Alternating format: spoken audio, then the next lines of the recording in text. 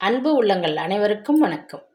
லக்ஷ்மி அவர்கள் எழுதிய ராதாவின் திருமணம் அருமையான நாவல். அவர்களது திருமணம் திருத்தணியில் நடந்தது. வேண்டுதலை அங்கேதான் நடத்த வேண்டும் என்று ஆரம்பத்திலேயே அருணின் தாய் சொல்லிவிட்டிருந்தாள். சங்கரனை பொறுத்தவரை சென்னையை விட்டு எங்கேயாவது ஒரு கோவிலில் தன் மகளின் கல்யாணத்தை முடித்துவிட தயாராக இருந்தார். சென்னை என்றால் உறவினர் கூட்டம் தாங்க முடியாது போய்விடும் என்ற கவலை. கல்யாணத்திற்கு வருகிறவர்களுக்கு பஸ் ஒன்றை ஏற்பாடு செய்திருந்தார். அவர் எதிர்பார்த்தது போல உறவினர்கள் படையெடுக்கவில்லை. மாப்பிள்ளை வீட்டவர்களும் பெண் வீட்டவர்களும் சேர்ந்து ஒரே பஸ்ஸில் பயணப்பட்டும் அதில் இன்னமும் சிலருக்கு இடம் இருந்தது. கல்யாணத்தை சிக்கனமாக செய்து முடிக்க வேண்டும் என்பது என் மகனின் ஆசை. சம்மந்தியம்மாள் மீனா சொல்லிவிட்டிருந்தாள். இப்படிப்பட்டதொரு வரன் கிட்டியது தமக்கு பெருத்த அதிர்ஷ்டம் என்றுதான் சங்கரன் எண்ணினார். ஆனால் சர்மிளாவுக்கு மனதிலே ஒரு உறுத்தல், கொஞ்சம் வருத்தமும் கூட. சென்னையில் உள்ள தன் கல்லூரி தோழிகள் கண்டு வியக்கும்படி அப்பா அவளது கல்யாணத்தை நகரத்து கல்யாண மண்டபம் ஒன்றில் நடத்தியிருக்கலாம். போகட்டும், ரிசப்ஷனையாவது சிறப்பாக செய்திருக்கலாம். விடியற் காலை முகூர்த்தம். மணமக்களுடன் உறவினர் புடைசூழ முருகனுக்கு அபிஷேக ஆராதனை. பகல் உணவு முடிந்ததும் திருமணத்தை பதிவு செய்துவிட்டு சென்னைக்கு திரும்புவது. உடனடியாக மணமக்களை ஊருக்கு அன்று இரவு ரயிலுக்கு அனுப்பிவிடுவது அப்பாவின் திட்டம். அவளுக்கு பிடிக்கவே இல்லை. கல்யாண மண்டபத்திலேயே உறவினர்களிடையே ஏற்பட்ட கிசுகிசுப்பு அவள் காதில் பட்டும் படாமலும் கேட்டுவிட்டது. 2 பேருக்கும் ஏற்கனவே காதலாம். இது ஒரு காதல் கல்யாணம். இருக்கட்டுமே, அதுக்காக படித்தவன் சொத்து இருப்பவன் வரதட்சணை வேண்டாம் என்றால் என்ன அர்த்தம்? இந்த காலத்தில் எந்த மாமியார் வரதட்சணை வேண்டாம்னு சொல்ல முன்வரா? சில பேர் இருக்காங்களே. அங்கே ஏதாவது காரணம் இருக்கும். மேடையில் வரதட்சணையை பற்றி தாக்கி பேசுவாங்க. அவனவன் வீடுனதும் விஷயம் வேறாகி விடுமே. நீ சொல்றபடி இதில் ஏதோ ஒரு காரணம் இருக்கு. மாப்பிள்ளைக்கு ஏதாவது ஊனமா? பெண்ணுக்கு மாமனார் இல்லையாம். 2 வருஷத்துக்கு முன் தவறி போனாராம். என்ன வியாதியில் மனுஷன் செத்தானோ? சில நோய்கள் பரம்பரையாக வர்றதுண்டு, தெரியும் இல்லையா? பந்தியில் உட்கார்ந்து கணவனுடன் காஃபி பலகாரம் சாப்பிட்ட சர்மிளாவின் காதுகளில் சில வார்த்தைகள் கேட்கவே அவளுக்கு தொண்டை மட்டும் துக்கம் அடைத்து கொண்டது. ஆமாம், அவளுக்கு அருணின் குடும்பத்து விவகாரம் எதுவுமே தெரியாதே. அருண் என்கிற அருணாச்சலம் தான் வீட்டுக்கு மூத்த பிள்ளை. 2 தம்பிகள், இருவரும் திருச்சியில் படித்து கொண்டிருந்தனர். ஒரு தங்கை, விதவை தாய். போதாதற்கு தந்தை வழி பாட்டி ஒருத்தி. பெரிய குடும்பம்தான். காதலித்த போது அது பெரியதொரு பாரமாக தெரியவில்லை. உறவினர்களில் சிலர் கிசுகிசுத்ததை கேட்ட பின்பு மனதிலே பல சந்தேகங்கள். நெஞ்சில் என்னவோ கல் போன்றதொரு கடினமான உணர்வு கவி கொண்டிருப்பதை அறிந்தாள். மாலை காஃபி டிஃபனை முடித்துக்கொண்டு அவர்கள் கிளம்பி மந்தவெளி மகாலிங்க தெருவில் இருந்த அவர்கள் வீட்டுக்கு திரும்புவதற்குள் இருட்டு தொடங்கிவிட்டது. அம்மா அவசரமாக சம்மந்தி விட்டவர்களுக்கு சமைத்து போட்டு வழி அனுப்பிவிட்டாள். அவசர சமையல். வெந்ததும் வேகாததுமான காய்கள், பாயாசம் என்று பெயருக்காக ஒரு இனிப்பு. கூடத்தில் கிடந்த பழைய மேஜை மேல் இலைகளை விரித்து அம்மா பரிமாற, உணவு ஆறும் பொருட்டு அப்பா மின்விசிறியை சுழல விட, இலையில் வைத்த அப்பளங்கள் பறக்க, நாத்தி துளசி கலக்கென்று சிரிக்க, கூட அனைவரும் சேர்ந்து சிரிக்க ஒரே கலகலப்பாக தான் விருந்து முடிந்தது. சம்பிரதாயப்படி சொல்லிக்கொண்டு கிளம்பினார்கள். அம்மாவின் கண்களில் ஏராளமான கண்ணீர். ஒரு பக்கம் தன் மகளுக்கு கல்யாணமாகிவிட்டதே என்ற திருப்தியும் கண்ணீரிடையே தெரியத்தான் செய்தது. அப்பாதான் பரபரத்தார். ரயிலை சம்பந்திகள் தவறிவிட்டு விடப் போகிறார்களே என்ற அச்சம் அவருக்கு. பெட்டியை எடுத்து வச்சு கொண்டு விட்டாயா? மகளை லேசான அதட்டும் குரலில் கேட்டார். அவளது துணிகள், சோப்பு, சீப்பு, கண்ணாடி இத்தியாதிகளை தவிர வழக்கமான சீர்வரிசைகளான அண்டா குண்டா என்று எதையும் மாப்பிள்ளை விட்டவர்கள் எதிர்பார்க்கவில்லை. நல்லதா போச்சு என்று அம்மா அவைகளை பற்றி மறந்து போய் கல்யாணத்துக்கு கிளம்பும் முன்பே மகளின் பெட்டியை தயார் செய்து விட்டிருந்தாள். மறக்காம இதை எடுத்துக்கொண்டு போகணும் என்றபடி காமாட்சி விளக்கு, சின்ன சொம்பு, பித்தளை தட்டு என்று 3 பொருள்களை மகளிடம் கொடுத்தாள். பெட்டியிலே வச்சிடு என்று மாமியார் சொன்னதும் அவள் தன் பெட்டியை திறந்து அவைகளை உள்ளே திணித்தாள். பெட்டிக்குள் இன்னும் சில ஜாமான்களை கூட வைக்கலாம். அத்தனை காலியாக அது இருந்தது. நாத்தனார் துளசி எட்டி பார்த்தபோது அவளுக்கு வெட்கமாகத்தான் இருந்தது. தன் பிறந்த வீட்டிலிருந்து ரொம்ப கொஞ்சமான ஜாமான்களுடன் மணப்பெண் புறப்படுகிறாள் என்பதை தெரிந்து கொண்டதும், பின்னர் சண்டை சச்சரவுகள் போது முகத்தில் இதை எரிந்து பேச ஒரு வாய்ப்பு அவளுக்கு கிட்டிவிட்டதே என்ற மகிழ்ச்சி அவளுக்கு. ரயில் வண்டியில் கூட அவளுக்கு பெருத்த ஏமாற்றம். எல்லோருக்கும் சுகமாக பயணப்பட முதல் வகுப்பு டிக்கெட்டுகள் தான் அருண் வாங்கியிருந்தான். முன்னதாக ஒதுக்கப்பட்டு வைத்திருந்த பெட்டியில் தான் ஏறிக்கொண்டார்கள். தம்பிகள் இருவரும் அடுத்த பகுதியில் மேல் பலகையில் படுத்துவிட்டனர். தங்கையும் அண்ணாவும் இந்த பக்கத்து மேல் பலகையில் தான் படுக்கையை விரித்து கொண்டனர். அவளும் மாமியாரும் கீழ்ப்பலகையில் படுக்க நேர்ந்தது. ரயில் புறப்பட்டு சிறிது நேரம் வரை எல்லோரும் நெருங்கி உட்கார்ந்து கொண்டு கலகலப்பாக பேசிய போது கூட அவளால் கணவனிடம் எதுவும் பேச முடியவில்லை. சம்பாஷணையை அவர்களது குடும்பம் ஆக்கிரமித்து கொண்டு விட்டிருந்தது. அவளை பற்றி யாரும் கவலைப்பட்டதாக தெரியவில்லை. உரத்த குரலில் தங்கைகள் இருவரும் ஆர்ப்பரித்தனர். மாமியார் மகனுடன் வீட்டு சங்கதிகளை அலசி கொண்டிருந்தாள். தம்பிகள் தங்களது காலேஜின் பிரதாபங்களை அளந்து கொண்டிருந்தனர். யாரும் அவள் பேசுவாள் என்று எதிர்பார்க்கவில்லை. புது மணப்பெண் வாயை மூடிக்கொண்டிருக்க வேண்டும் என்று எதிர்பார்த்தனரோ? அவளுக்கு கோபமாக இருந்தது. பிறந்த வீட்டை விட்டு பழக்கமில்லாத ஒரு புது கும்பலுடன் புறப்பட்டு வந்திருக்கிறோமே, வாழ்க்கை எப்படி இருக்குமோ என்றதொரு சந்தேகம். உனக்கென்ன, ரொம்ப கொடுத்து வச்சவள். உன் கல்யாணம் காதல் கல்யாணம், என்னுடையதைப் போலவா? பெரியவர்கள் பார்த்து செய்து வைத்த பழங்காலத்து சம்பிரதாய கல்யாணம் இல்லையே. சிநேகிதி திருமணத்திற்கு முன்னர் வந்திருந்தவள் சிறிது பொறாமையோடு சொன்னாள். கேட்க அப்போது ரொம்ப பெருமையாகத்தான் இருந்தது. அவளது மற்றொரு சிநேகிதி திருமணத்திற்கு திருத்தணிக்கு அவர்களுடன் பஸ்ஸில் வந்தவள் தனது அலங்காரத்தை கண்ணாடியில் பார்த்து கொண்டு அந்த சிறு அறைக்குள் இருந்தபோது அருகில் வந்து மெல்லிய குரலில் சொன்னாள், என்னுடைய கல்யாணமும் காதல் கல்யாணம்தான். ஆனால் எத்தனை வித்தியாசம். என் மாமியார் குடும்பத்திலேயே ரொம்ப இடக்கு செய்தாங்க. இந்த கல்யாணத்திற்கு ஒப்புதல் தரவில்லை. மாமியாரின் சில திட்டங்களை என் தந்தை ஒத்துக்கொண்ட பிறகுதான் திருமணம் நடந்தது. போன மாதம்தான் அப்பா தாம் தருவதாக சொன்ன ஸ்கூட்டருக்கு பணம் கொடுக்க முடிந்தது. அதற்குள் மாமியார் வீட்டவர்கள் பிடுங்கி தின்றுவிட்டார்கள். காதலாவது கன்றாவியாவது. என் கணவர் கல்யாணத்திற்கு முன்பு பேசிய பேச்சே வேறு. திருமணம் கூடிவிட்ட பிறகு வரதட்சணை சேர் அது இது என்று என் மாமியார் கேட்டதற்கு இடையே புகுந்து தடுக்கவே இல்லை. அம்மாவும் வேண்டும், காதலியும் தேவை என்றதொரு ஆவல். மேசையை பத்திரமாக வைத்துக்கொண்டு கூழ் குடிப்பவர், கெட்டிக்காரர். ஆனால் உனக்கு வந்திருக்கும் மாப்பிள்ளை ரொம்ப நல்லவர் போலிருக்கு. பொறாமை கண்களில் அருவியாக வழிய தன் புகுந்த வீட்டை பற்றி கசப்போடு பேசினாள். மூன்றாவது தோழி யசோதா திருமணத்திற்கு வர இயலவில்லை என்று வாழ்த்து மடல் அனுப்பி அத்துடன் ஒரு சிறு துண்டு கடிதத்தையும் வைத்திருந்தாள். சகல வசதிகளும் நிறைந்திருக்கும் போது ஆணுக்கும் பெண்ணுக்கும் இடையே தோன்றும் பாச பிணைப்பை காதல் என்று சொல்லிவிட முடியாது. அது இளமையின் கவர்ச்சியால் ஏற்படும் ஈர்ப்பு. இல்லாமையால் இடர்கள் பல ஏற்பட்டும் வயோதிகத்திலே தளர்ந்தும் வியாதியால் ஒடுங்கியும் போன பின்பு ஆணுக்கு இன்னும் மனைவி மேல் நேசம் இருந்தால் அதுதான் காதல். ஒரு விளக்கத்தை தந்துவிட்டு தான் கல்யாணத்திற்கு வர முடியாததற்காக வருந்தி ஒரு தகவல் அனுப்பியிருந்தாள். எல்லோரும் படுங்க, கொஞ்சம் நேரமாவது தூங்கினால்தானே வீட்டுக்கு போனதும் வேலைகளை சமாளிக்க முடியும். மாமியார் ஒட்டுமொத்தமாக எல்லோரையும் அதட்டவே அவர்களது பலகைக்கு பிரிந்து சென்றனர். நீயும் படுமா, இன்னைக்கு உனக்கும் ரொம்ப அலைச்சல். மாமியார் கூறியதும் மறுக்க முடியாது பலகை மெத்தை மீது துப்பட்டி ஒன்றை விரித்துவிட்டு தலையணியை வைத்து கொண்டாள். மெல்ல சரிந்தாள். சரிம்மா, குட் நைட் என்றபடி மனைவியை பார்த்து ஒரு புன்னகையை வீசிவிட்டு அருண் தலைக்கு மேலிருந்த பலகையின் மேல் தாவி ஏறி படுத்து விட்டான். மெல்லியதாக நீல ஒளியை கக்கி கொண்டு விளக்கு எரிந்தது. மின்விசிறிகள் சுழன்றன. ஜன்னலின் கண்ணாடி கதவுகளை சாத்திவிட்டதினால் ஓர் இறுக்க உணர்வு. அத்துடன் மனதிலே தோன்றியிருந்த பல சந்தேகங்களில் அழுத்தம் வெறு. வண்டி கடக் கடக் என்ற சத்தத்துடன் வேகமாக விரைந்து கொண்டிருந்தது. கொஞ்ச நேரத்திலே மாமியார் லேசாக குரட்டை விடுவது கேட்டது. அவள் கணவன் உறங்கிவிட்டாரா? தெரிந்து கொள்ள ஆவலாக இருந்தது. ஆனால் எழுந்திருந்து எட்டி நின்றபடி அவனிடம் பேச பயமாக இருந்தது. தலை மீது போர்வையை வழியை விட்டு கொண்டு உறங்க முயன்றாள். உறக்கம் வந்தால்தானே. உள்ளத்திலே அந்த வசந்தத்தில் ஒரு நாள் நிகழ்ந்த சம்பவம் ஒரு தொடர்கதை போல அடுத்தடுத்து பக்கங்களை புரட்டுவது போல மேலும் மேலும் என்று நகர்ந்து கொண்டிருந்தது. மே மாதத்தின் இறுதியில் அவளும் அம்மாவும் பெங்களூருக்கு போக வேண்டி வந்தது.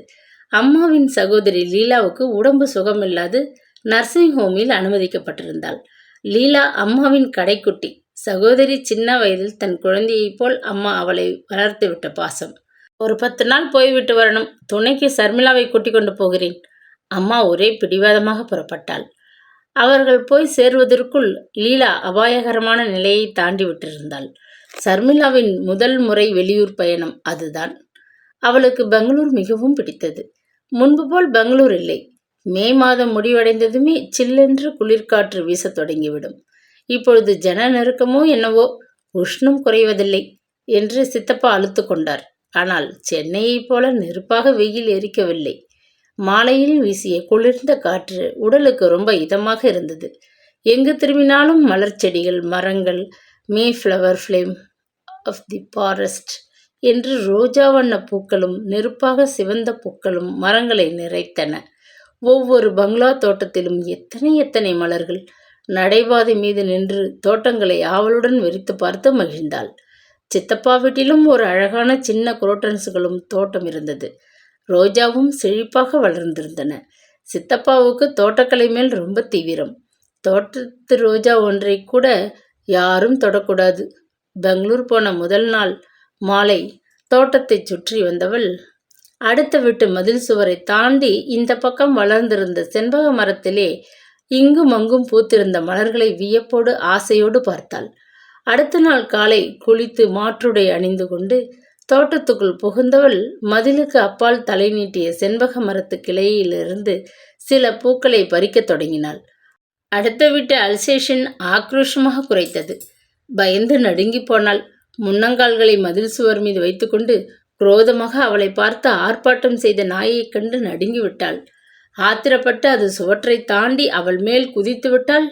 ஜானி என்று அதட்டிக்கொண்டு உள்ளே இருந்து வந்த வாலிபனை பார்த்து அவளுக்கு வெட்கமாகிவிட்டது. என்னதான் கிளை சித்தப்பா வீட்டு தோட்டத்திற்குள் எட்டி பார்த்தாலும் மரம் அவர்களுடையதாயிற்றே. கை நிறைய செண்பகப்பூவும் மனம் நிறைய வெக்கமுமாக முகம் சிவந்து போய் அவள் நின்றாள். ஜானி உங்களை ரொம்ப பயமுறுத்தி விட்டது போல இருக்கு. இந்த வீட்டு வாசல் கேட்டின் மேல் ஒரு குருவி வந்து உட்கார்ந்தால் கூட சகிக்காது. பலமாக குறைப்பது வழக்கம். சாரி, உங்ககிட்ட கேட்காமல் பறிச்சது தப்பு என்றபோது அவளது முகமும் காதும் சூடாகி போயின. பரவாயில்லை, என் அத்தையும் அவர்கள் குடும்பமும் ஊரில் இல்லை, கல்கத்தா போயிருக்கிறார்கள். செண்பகப்பூ அத்தனையும் தனக்கு வேண்டும் என்று அழுது அட்டகாசம் செய்ய என் அத்தை மகளும் இல்லை. தாராளமாக நீங்கள் பறிச்சுக்கலாம். தேங்க்யூ என்றபடி அவள் உள்ளே சென்று விட்டாள். மறுநாள் காலை தோட்டத்திற்கு அவள் வந்தபோது அவள் வரவை எதிர்பார்த்தவன் போல் அவன் மரத்தருகே நின்று கொண்டிருந்தான். இந்தாங்கோ, இந்த பக்கத்து கிளைகளில் பூத்திருந்தவைகளை பறித்து தயாராக வைத்திருக்கிறேன் என்றபடி புன்னகைத்தவன் ஒரு பிளாஸ்டிக் பை நிறைய இருந்த பூ பொட்டலத்தை மதில் சுவருக்கு அப்பால் நீட்டினான். பூவை வாங்கி கொண்டவள் அவனுக்கு தந்துவிட்டாள் மனதை. அம்மாவுக்கும் சித்தப்பாவுக்கும் தெரியாது. அவள் அடுத்த வீட்டிலிருந்த அவனுடன் நெருங்கி பழகத் தொடங்கினாள். அருண் என்ற அவனது பெயர் பிடித்திருந்தது. படித்தவன், பதவி சார்ந்தவன், பார்க்க லட்சணமானவன். பல காரணங்களால் அவளுக்கு அவனை ரொம்ப பிடித்து விட்டது. அவளைப் போல அவனும் அங்கே சில நாட்கள் தான் தங்கியிருந்தான். அந்த சில நாட்களில் ஏற்பட்ட காதல் பின்னர் அவன் தன் கிராமத்திற்கு போன பின்பு காதல் கடிதங்கள் மூலம் தொடர்ந்து முடிவில் திருமணத்தில் முடிந்தது. அருண் அவளை ரொம்பவும் நேசித்தான். அவளும் அவனை மிகவும் காதலித்தாள். வகுப்பு பிரச்சனை, ஜாதி பிரச்சனை இல்லாத காதல் திருமணத்திற்கு தடை சொல்லாது இரு பக்கமும் ஒத்துப்போனார்கள். அவன் தன் குடும்பத்தினரை கடிதம் மூலம்தான் அவளுக்கு அறிமுகப்படுத்தியிருந்தான். அவளும் கடிதம் மூலம் தன் குடும்பத்தை பற்றிய உண்மை நிலைமையை தெரிவித்திருந்தாள். பல காலம் வாழ்ந்த பின்னர் கூட கணவன் மனைவி ஒருவரை ஒருவர் புரிந்து கொண்டதில்லை. 10 நாள் பழக்கம், காதல் மயக்கத்தில் கடிதம் மூலம் தொடர்பு கொண்ட அனுபவம்தான் உண்டு. அதை கொண்டு அவள் அருணை முழுவதும் புரிந்து கொண்டு விட்டாள் என்று சொல்லிவிட முடியுமா? அவனது பழக்க வழக்கங்கள் அனைத்தையும் அவள் அறிய மாட்டாள். அவனது குடும்பத்தாரை பற்றி சிறிதளவுதான் கடிதம் மூலம் தெரியும். அவர்களது குணம் எப்படியோ, பழகுவதற்கு எப்படி இருப்பார்களோ. அவளிடம் ஏதும் பேசாது அம்மாவின் அதட்டலுக்கு அடங்கியவன் போல அருண் மேல் பலகையில் ஏறி படுத்து கொண்டதை நினைத்தபோது அவளுக்கு அழுகி நெஞ்சை அடைத்தது. களத்துப்பேட்டை கிராமத்திலே அவனுடன் தொடங்கப் போகும் மனவாழ்க்கை எப்படி இருக்குமோ? கணவனை சுற்றிலும் ஒரு பெரிய குடும்பம். கல்யாணத்திற்கு வந்தவர்கள் போக வயதின் தள்ளாமையாலும் வீட்டை பார்த்து கொள்ளவும் தங்கிவிட்டிருந்த பக்கத்து வீட்டு பாட்டி அகிலாண்டம்மாள் எப்படிப்பட்டவர்களோ! இத்தனை பெரிய குடும்பத்தை நிர்வகித்து சலித்து ஓய்ந்து போயிருக்கும் மாமியார் மூத்தவன் பெண்டாட்டி வீட்டிற்குள் வலது காலை எடுத்து வைத்து விட்டாள் என்று கையில் கரண்டியை கொடுத்து விட்டாள். அம்மாவுக்கு கூட ஒத்தாசை செய்ய அழுத்து கொண்டு நாவலுடன் கை நகத்தை கடித்து கொண்டு உட்கார்ந்து பழக்கப்பட்டவள், சென்னையில் நாகரிக வாழ்விலே ஒன்றி வளர்ந்தவள், பட்டிக்காட்டில் ஒரு பெரிய குடும்பத்திலே உழைத்து ஓடாக வேண்டுமென்றால் அவளுக்கு திகிலாகத்தான் இருந்தது. துக்கமாகவும் இருந்தது. ஓவென்று கூச்சலிட்டு ஓடிய ரயில் வண்டியுடன் கூட கூச்சலிட வேண்டும் போன்றதொரு உணர்வு. தாடை இறுக கண்ணீர் துளிகள் கழுத்தை நனைக்க பலகையோடு ஒட்டி கொண்டு படுத்திருந்தாள். விடியும் முன்பே திருச்சியை வந்தடைந்து விட்டனர். அருணின் நண்பர் ஒருவர் காருடன் காத்திருந்தார். புலி மூட்டையாக அத்தனை பேரையும் அடைத்து கொண்டு 50 கிலோமீட்டர் தொலைவில் இருந்த களத்துப்பேட்டைக்கு பயணமானார்கள். ஒரு வழியாக கார் ஊரை அடைந்து புழுதியாக தெரிந்ததொரு தெருவுக்குள் நுழைந்து கடைசி வீட்டருகே நின்றது. அதற்குள் தெருவில் இருந்த அத்தனை வீட்டு பெண்களும் வெளியே வந்து விட்டனர். பகவதி அம்மாளின் பட்டணத்து மருமகளை பார்க்க ஆசை. கோலம் போட்டு செம்மண் கட்டிய வாசலில் கணவனுடன் நின்றாள். சுமங்கலி பெண் ஒருத்தி உள்ளே இருந்து வந்து ஆரத்தியை சுழற்றிய பின்பு மாமியாரின் உத்தரவுப்படியே வலது காலை எடுத்து வைத்து உள்ளே நுழைந்தாள். வீட்டை சீர்திருத்தி இருக்கிறேன் என்று கணவன் சொல்லியிருந்தான். அவள் எதிர்பார்த்தது போல் வீடு புதிய பாணியில் மாற்றப்பட்டிருக்கவில்லை. பழைய காலத்து கிராமத்து வீடு. தெருவில் இருந்த மற்றவைகளை விட கொஞ்சம் பெரியதாக தோன்றியது. சுவற்றுக்கு புதிதாக சாயமடித்து சிவப்பு சிமெண்டில் வீட்டு தரை இருந்தது. அதுதான் சீர்திருத்தம் போலும். வாயிலில் 2 பெரும் திண்ணைகள், பச்சை சாயமடித்த தூண்கள், அன்னப்பறவைகள் கொஞ்சிக் கொண்டிருந்த கோலத்தை சித்தரித்த பழைய காலத்து தேக்கு கதவு, உள்ளே சற்று இருளாக தெரிந்த நடை, அதிலும் ஒரு திண்ணை, பின்னர் பளிச்சென்று வெளிச்சம் வீசிய கம்பி போட்ட முற்றம், 4 புறமும் தாழ்வாரம், ஒவ்வொன்றின் முடிவிலும் அறைகள், பின்னர் 2வது கட்டு என்ற பழைய சம்பிரதாயத்தை ஒட்டி கட்டப்பட்ட வீடு. என் பாட்டன் காலத்து வீடு, கல்கோட்டை போல இருக்கும். நாத்தி துளசி காதருகில் வந்து சொன்னபோது முகத்தை லேசாக சுளித்து கொண்டாள். பண வசதியுடன் வாழ்கிற அவள் கணவன் பழைய காலத்து வீட்டை இடித்து தள்ளி மிகவும் நாகரிகமானதொரு பங்களாவாக ஏன் கட்டியிருக்க கூடாது? தொலையட்டும், கிராமத்து வீடு அப்படியே இருக்கட்டும். அவரது தம்பிகள் இருவரில் யாராவது எடுத்துக்கொண்டு வாழட்டும். அருண் படித்த படிப்பையெல்லாம் உதறிவிட்டு இந்த கிராமத்திலே வாழ வேண்டிய நிர்பந்தம் என்ன? அவளை தேடிக்கொண்டு சிநேகிதிகள் யார் இந்த கிராமத்திற்கு வரப்போகிறார்கள்? வந்தாலும் இந்த பழங்காலத்து வீட்டை பார்த்துவிட்டு அவளை பரிகசிப்பார்களே. கல்லூரி தோழி கனகவல்லிக்கு சில மாதங்களுக்கு முன்புதான் திருமணம் நடந்தது. சென்னையிலேயே புக்ககம் அமைந்து போனது. ஒரு தடவை அவள் தோழிகளை எல்லாம் அழைத்து ஒரு பார்ட்டி வைத்தாளே, எத்தனை அமர்க்கலமாக இருந்தது. வீட்டை சுற்றி எல்லோருக்கும் பெருமையுடன் காட்டினாளே. டெலிவிஷன், வீடியோ, 2 in 1, ஃப்ரிட்ஜ் என்று எத்தனை ஜாமான்கள். ஒவ்வொரு அறையும் எப்படி அலங்கரிக்கப்பட்டிருந்தது. மந்தைவெளி மகாலிங்க தெருவில் ஓட்டுக்கூரை வீட்டிலே வசித்தது போதும் என்று அலுத்து போய் வாழ்க்கையில் பல கனவுகள் கண்டு கொண்டிருந்தவள் அவள். பண வசதியில்லாத புக்ககம் என்றால் போகட்டும் என்று அந்த ஆசையை ஒதுக்க வேண்டியதுதான். வசதியுள்ள அருண் கட்டுப்பிட்டித்தனமாக பழங்காலத்து வீட்டையே கட்டிக்கொண்டு வாழ நினைத்தால் அடிவயிற்றிலிருந்து புறப்பட்டது ஒரு ஏக்கம். நெஞ்சு வரை எட்டி நாவில் வேப்பங்காயாக வழிந்தது. அதற்கு பின்னர் அவளுக்கு ஒரு நிமிஷம் கூட தனிமையில் அவகாசம் கிடைக்கவில்லை. குளியல் அறை என்று பின்கட்டு முற்றம் ஒதுக்கப்பட்டிருந்தது. மரத்திலான தடுப்புகளை வைத்து அருண் அதை குளியல் அறையாக மாற்றிவிட்டிருந்தான். வெந்நீர் பானையில் காய்ந்து கொண்டிருந்த நீரை எடுத்து பெரிய பித்தளை அண்டாவில் யாரோ ஒரு பெண் விலாவி கொடுக்க அவள் தடுப்புக்குள் மறைந்து குளிக்க முயன்றாள். அதற்கு கூட பெருத்த சிரமம். குளிக்கிறீங்களா? சோப்பு இருக்கா? துவாலை வேண்டுமா என்று அந்த தடுப்புக்குள் நாத்தியும் உறவுக்கார பெண்ணும் பல தடவை எட்டி பார்க்க அவளுக்கு ரொம்பவே கூச்சமாகவே இருந்தது. கதவை சாத்தி கொண்டு நிம்மதியாக ஷவரை திறந்துவிட்டு பூவாக கொட்டும் நீரில் குளிக்க முடியாது. இதென்ன அவஸ்தை! அவர்களது மந்தைவெளி வீடே தேவலை போலிருக்கே. கீழ்கள் பெயர்ந்து கதவு ஆடிக்கொண்டிருந்த போதிலும், தரையெல்லாம் பாசி படர்ந்து வழுக்கி கொண்டிருந்த போதிலும் அது ஒரு தனி குளியலறை. இங்கு எல்லாம் பொதுவான சங்கதியாக இருக்கிறதே. ஒரு வழியாக மாற்றுடையில் வந்தவளை மாமியார் உடனேயே பூஜை விளக்கை ஏற்றும்படி கட்டளையிட்டார். கூடத்தின் ஒரு பக்கத்தில் இருந்த அறையில் சுவற்றில் அத்தனை தெய்வங்களும் படமாக குடியேறியிருந்தனர்.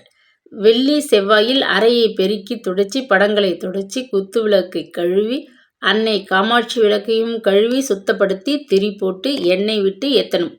மற்ற நாள் படங்களுக்கு புதுசா பூ மாலை போட்டு விளக்கேற்றினால் போதும். மாமியார் சொன்னதை கேட்டு அவளுக்கு தலை சுற்றியது.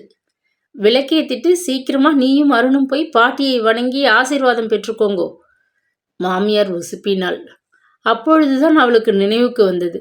அருணுடைய சகோதரி, 2 சகோதரர்கள், தாய், இவர்களைத் தவிர முந்திய தலைமுறையின் மிச்சமாக அருணது தந்தை வழிபாட்டி இருக்கிறாளே.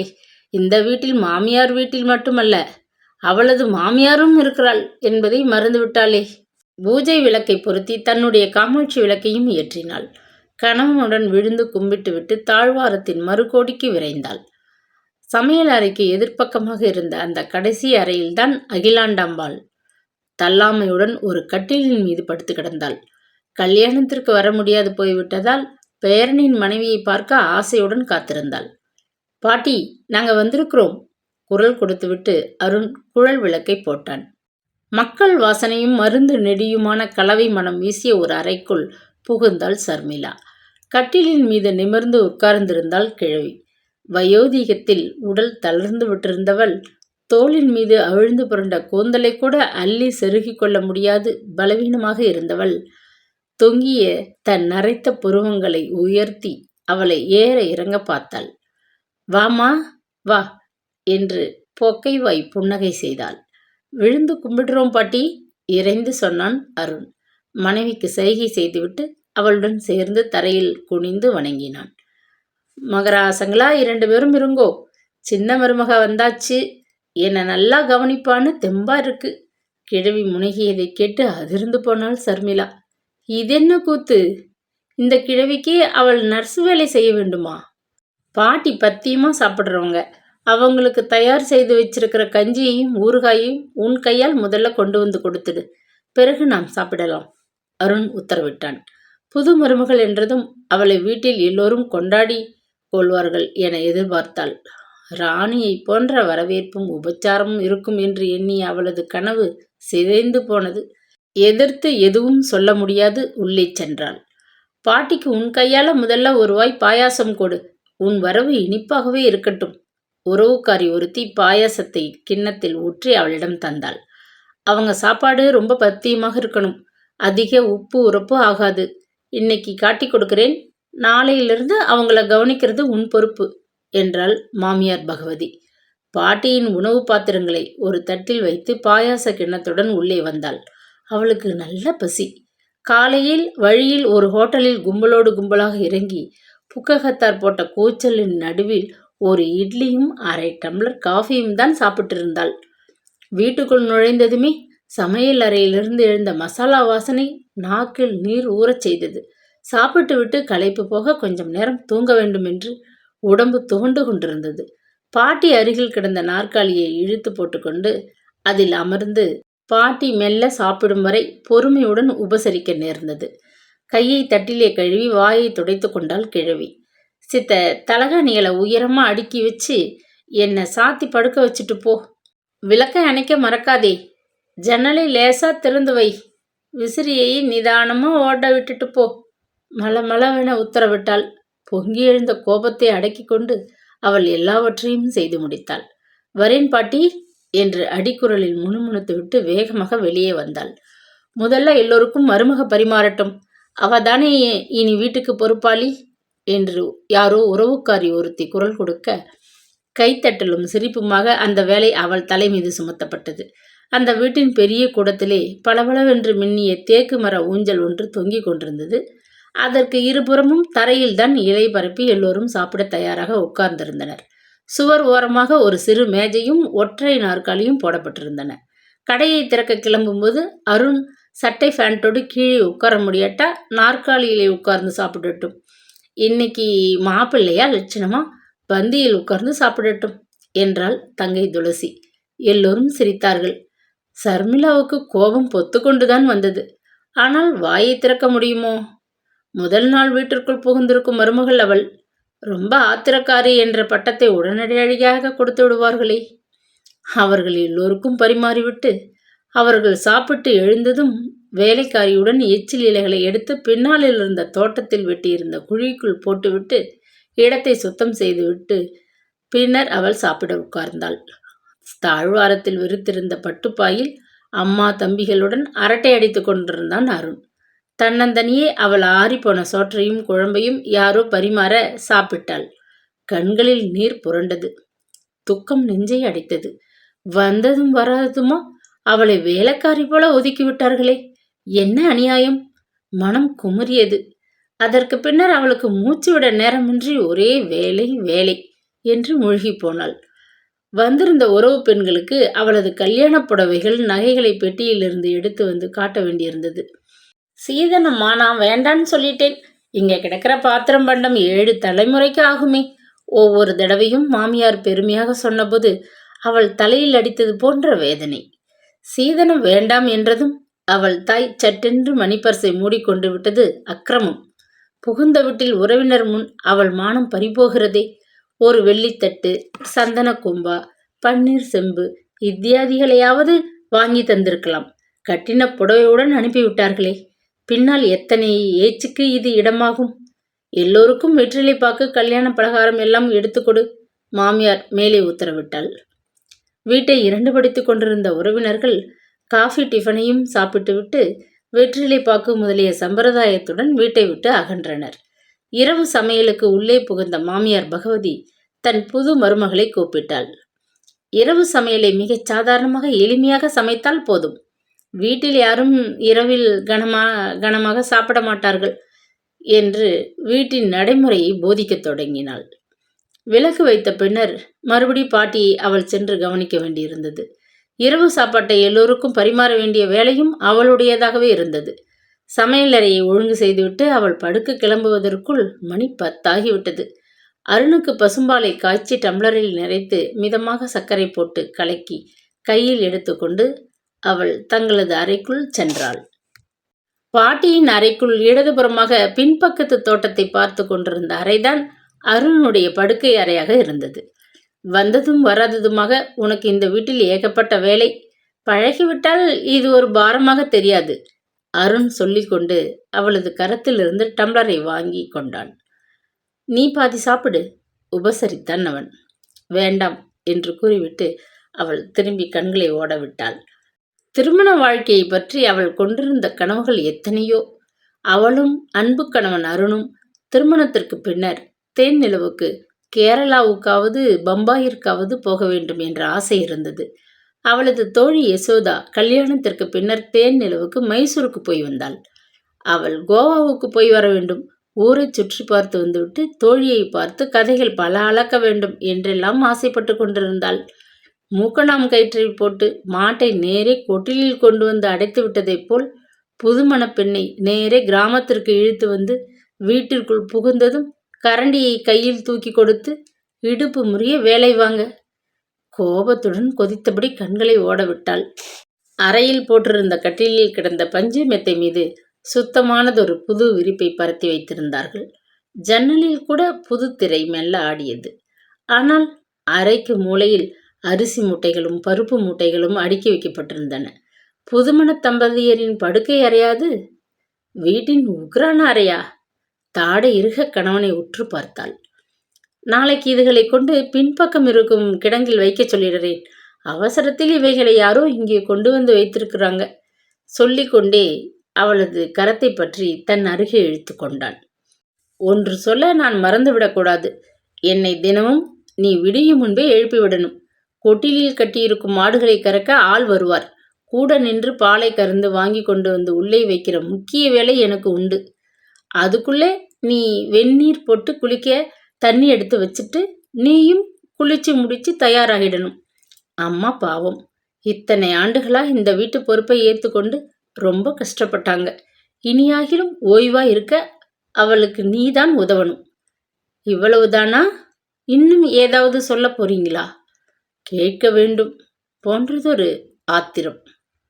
மௌனமாக அவள் தலையை குனிந்து கொண்டிருந்தாள். உங்க வீட்டு சமையல் பக்குவ முறைகள் வித்தியாசமாக இருக்கலாம். நீ அம்மா கிட்ட சமைக்க கத்துக்கணும். வீட்டை நிர்வகிக்கிற பொறுப்பை முழுசா ஏத்துக்கணும்.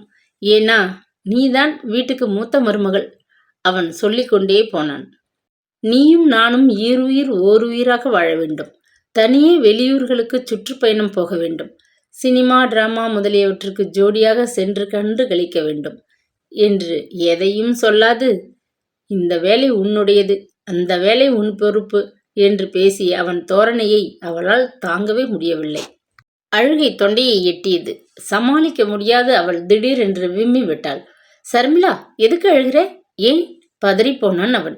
வீட்டுக்கு தலைவனாக, குடும்பத்தை காக்கும் பொறுப்புடையவனாக இருக்கிறவன், படித்தவன், அவளை புரிந்து கொள்ளாது 10ஆம் பசலித்தனமாக பேசுகிறானே. கைக்குட்டையால் அவளது கண்ணீரை துடைத்து ஆறுதல்கள் பல சொன்னான். வீட்டு நினைவு உன்னை வாட்டுகிறது, புரிகிறது. கொஞ்ச நாள் ஆனதும் இந்த வீட்டின் நினைவு உன்னை எங்கும் போகாமல் ஈர்த்து கொண்டு விடும். சர்மிளா, அழாதே, நீ அழுதாள் என்று கொஞ்சினான். அவனது மார்பில் முகத்தை பதித்து கொண்டு சிறிது நேரம் அவள் விசும்பினாள்.